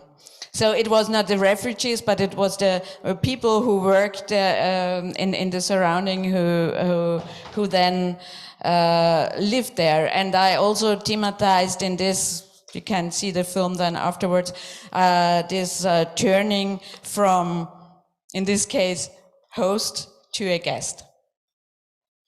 So I have to be quick. That's the start of the film. Maybe I will talk in the evening more about the theory about this, why I'm thematizing the curtains. And it was then also an installation where I played with these layers and this changing of the pictures. This was a part of a residency in Mumbai, in the biggest slum of some say of the world, but actually it's a middle class area, and I wanted to contradict these pictures about a slum, but wanted to show a slum being a middle class area. It was then called a global mirror. That's a TV television program I'm running, and this refers a little bit to Christina. Unfortunately, I do not have the pictures brought, but I'm also being there like an artificial, as a moderator of this program. I'm an artificial person who is contradicting the art, the way of moderating. I just switched through it very, very fast, and yeah, sorry. This was also the topic, where can I go back? Here, yes. That was an exhibition I was asked to do for the Architectural Museum in Vienna, and there I was asking this question: whose public space, what's public space, and whose public space we are talking about? And in the end, we also were discussing what's the private part of public space, and what's the urban common public space. At that time was the commons. Yeah, and I think we were really one of the first one which this topic of the commons to the city, to the topic of the urban commons. But just to point out that it's a different material I'm working on curating, but I also quoting this private and public, and being a host and being a guest and being a stranger. And in this case, Hannah Arendt was very, very important to me, because she was saying that the politics has very much to do with the public. So when you have and politics in that sense that you have a lot of opportunities, not in that sense that you have the power. And you have to ask for this having opportunities. And that's the point, to having the opportunity to sit with a private furniture in the public space, just turning, you just stress a little bit, turn around the details, and it comes to a completely different point of view. That was the graphic designer, and this furniture is by Raumlabor, which were parts of I invited them to this exhibition. But I have to, yes, just some impressions of this exhibition, because it's not about my curating here, but also here the topic in the space about the space in between, and not leading the spectator through a topic. So I'm just referencing to that's actions we did a lot of in the public space and festivals, my teaching topics, because I was teaching at the university, and there also I topicked the edges of architecture.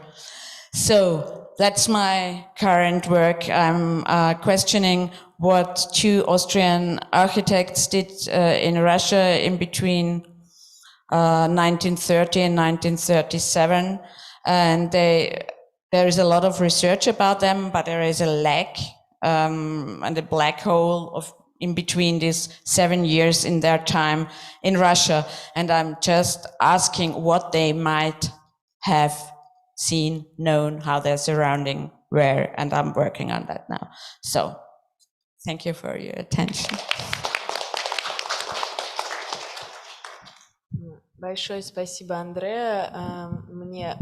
Для меня был очень важен этот доклад, потому что он в такой красивый... Because it adds to the architectural focus of this conference, which was important for us from the very beginning. So first, hospitality is something that develops in a particular space. And we realized that when we started speaking about home, an art residence being a home, probably when you visit the Vixa art residence, you will see how the curator will highlight the building which is not yet complete, and how he tries to use different video works by the artists that help us revitalize the Soviet modernism heritage in order to understand who we are and where we are. And in your report, it's crucial to me that you say that you make materials and then you add it to the structure, and it gives you the space. And you understand it as architecture, as the architecture does not necessarily relate to the buildings, but it can create the physical, the tangible reality. And this is something that we do during this conference. So we try to make those dimensions, those projections. And space is not always about buildings. I like this idea, and I think hospitality is not a building or a house. It's an area, let's say a square. I'm not going to ask questions because we're pressed for time, but I still want to thank you for your presentation. Да, я хотела бы еще раз это отметить. Is sometimes stronger than the material or sphere.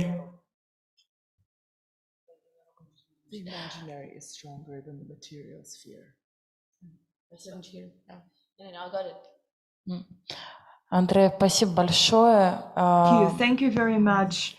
We have a couple of minutes for questions from the audience. Please don't hesitate to ask questions. Alexei, are you ready?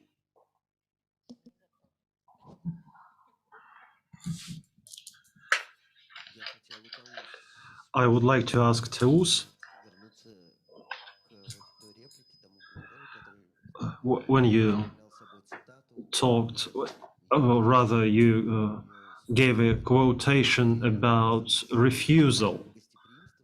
I can't understand the link between refusal and hospitality. I would change the phrase that you quoted. It's not about the form of the question, but the question as such. The form of the question as a language model. The true refusal denies the question as such, I would say. You shouldn't be trying to ask for anything, because refusal does not presuppose this question. I believe that this is not about translation, but the link between refusal and hospitality.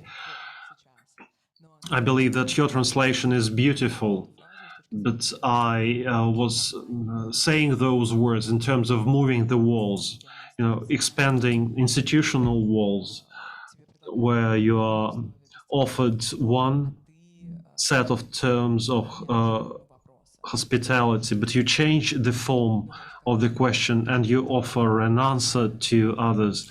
I believe that it was linked to that character of the smuggler who refuses to hear the question, or can hear it well but tries to reformulate it and change the rules of the game.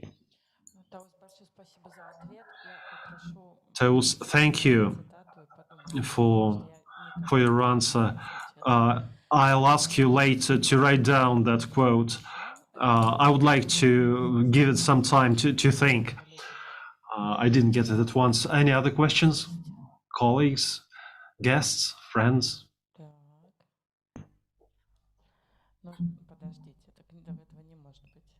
It can't be. Snezhana? Coffee break is near.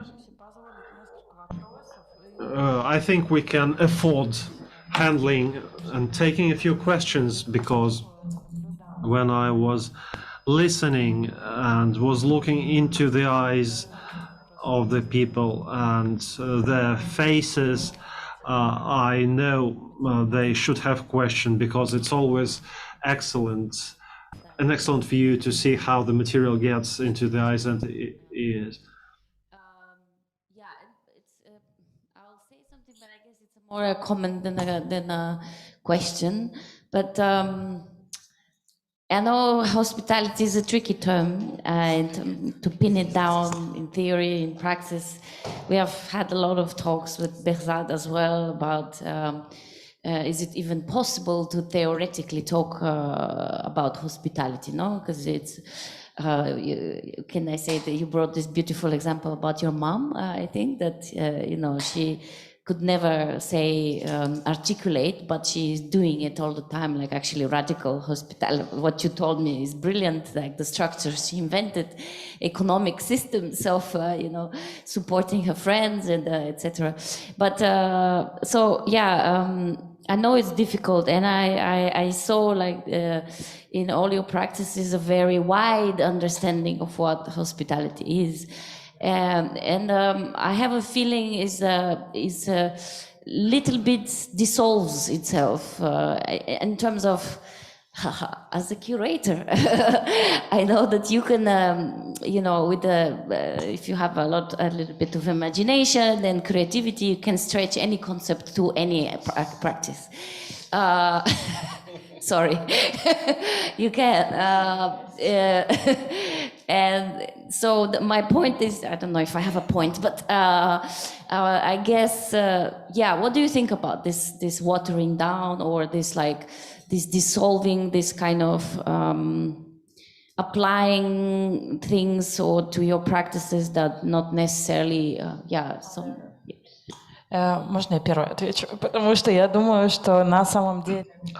Let me try and answer that. I believe that this is a comment that applies to what we call, our session, hospitality as theme and frame for artistic practices.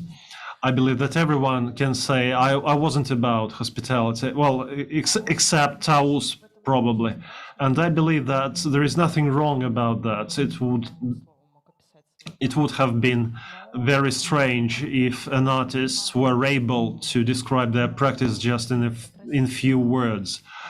The matter is that we asked you to talk about your practices through the prism of hospitality. And this watering down, this dissolving is about that. So I think I answered for myself. Do you want to add something? Very quickly. It's very important. When we began preparing the conference in one respectable grant institution, I was asked what hospitality is at the interview, and I honestly said I don't know, and this is why we want to get together. And I was told that hospitality is about tourism, and everyone knows everything about it in our city. But what's important is refusal. For us, we understood immediately where we were because we got that refusal, and we would like to get to that surface. There is no definition. There is a wide field that we keep expanding and landed some energy by our presence. Thank you, Snezhana, for your comment, because artistic practice problematizes more. I would like to ask our participants to react somehow to this particular comment, or in general to what you have heard. And by this, we will conclude our session here, and we'll continue our conversations after screenings. Behzad. Now the subject is hospitality, but I could look at it in a kind of wider perspective and see the distinction between theory and practice when it comes to artwork. And always, of course, is a question that what theory does for artists. And there's a kind of like a boringly kind of important subject that we are dealing with that. So I could actually kind of emphasize it with 3 points that I have. That theory for artists is not prescription. Theory for artists is not description. Theory for artists is not the tools of legitimization. So, and then I open up that what could be. I believe that we need it to read it.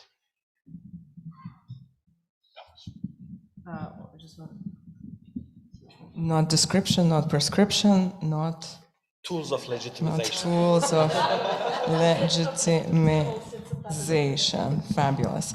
Да, я, наверное, по-русски отвечу. Respond in Russian. I lived through fantastic event in 2016. I got to the biennial in Shanghai, and for the first time, I heard at such a big platform my own language.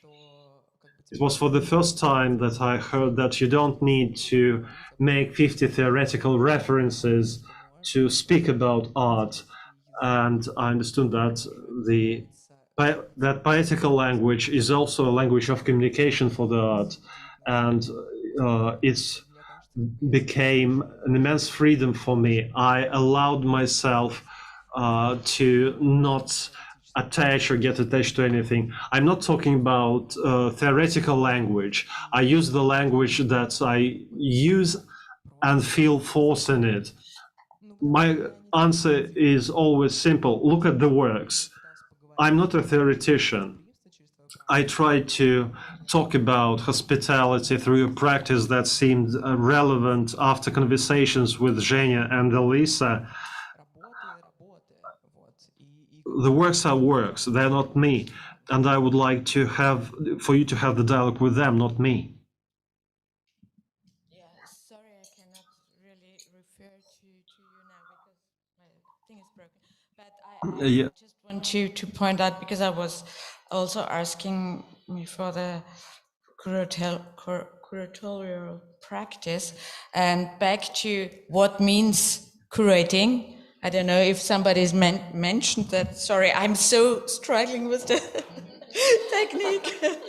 And I years ago found out that for German-speaking world, that curating comes from caring for the objects, and caring for, to translate it, to care for the artist, but because the first curators were that they were cleaning the pictures in the archives, and I love this idea that it's not inventing, that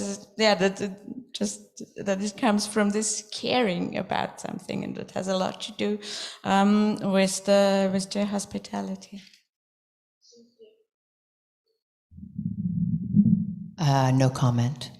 I was going to say just refer to my work and not me.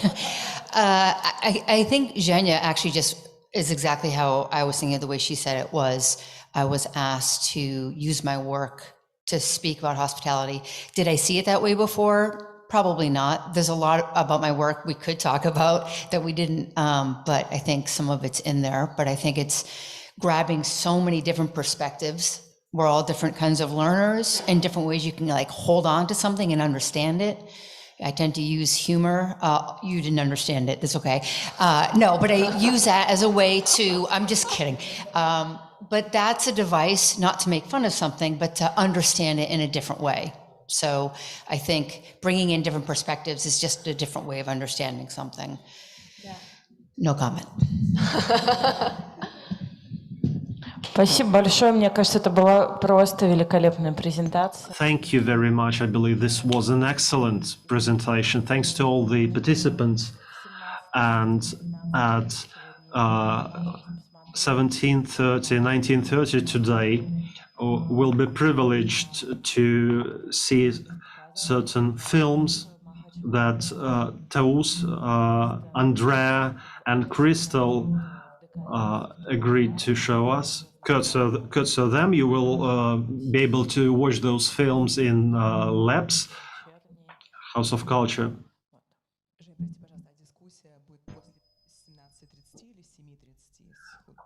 So what about the discussion? Is it gonna be before or after 17:30? So let's agree on that offline, and we'll send it in the chat. Thank you.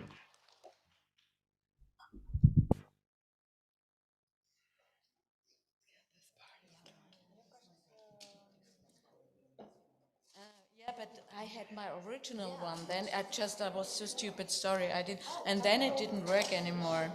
It ran out.